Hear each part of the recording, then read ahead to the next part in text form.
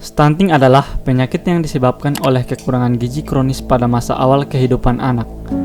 Resiko dan masalah stunting wajib diwaspadai karena akan mempengaruhi tumbuh kembang anak serta negara secara langsung, sekarang maupun dalam jangka panjang.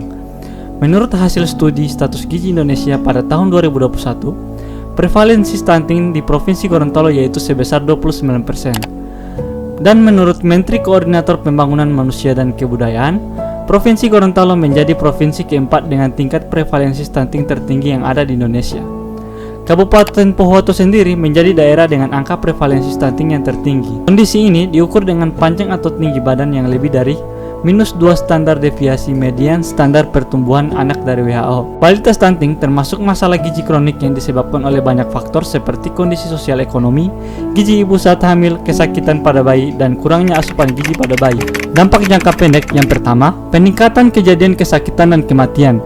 Yang kedua, perkembangan kognitif, motorik, dan verbal pada anak tidak optimal. Dan ketiga, peningkatan biaya kesehatan.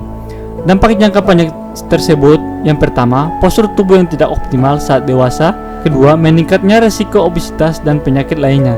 Ketiga, menurunnya kesehatan reproduksi. Dan yang terakhir, jangan khawatir, kita masih punya banyak harapan besar dalam menekan angka stunting. Perlu diperhatikan dalam pencegahan stunting adalah perbaikan terhadap pola makan yang betul, pola ASI, serta perbaikan sanitasi dan akses air bersih. Revitalisasi posyandu adalah suatu ikhtiar untuk meningkatkan strata atau kelas posyandu secara bertahap menuju posyandu keluarga. Revitalisasi posyandu dilakukan dengan cara yang pertama, penguatan kelembagaan, kedua, peningkatan kapasitas kader posyandu di tiap wilayah perkecamatan, ketiga, optimalisasi sarana dan prasarana, keempat, penyediaan sistem informasi stunting yang terpusat. Untuk itu, kami mengangkat peran teknologi informasi dalam melakukan intervensi pada preventif pencegahan stunting. Peran pemanfaatan teknologi informasi pada sistem informasi ini bertujuan untuk pengoptimalan pengelolaan atau manajemen informasi kesehatan masyarakat terutama stunting dengan nilai keefisienan dan keefektifan yang tinggi.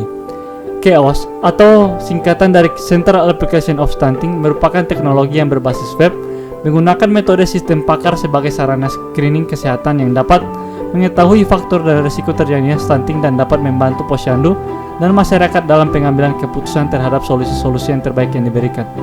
Selain itu, aplikasi CAOS dapat melakukan penelusuran lebih dalam setelah proses screening dilakukan, sehingga masyarakat bisa terus terhubung ke pihak kesehatan untuk terus melakukan kontrol terhadap kondisi masyarakat dan sebagai media literasi dan informasi terpusat terhadap masalah kesehatan stunting kepada masyarakat daerah di wilayah Kabupaten Pohuwato.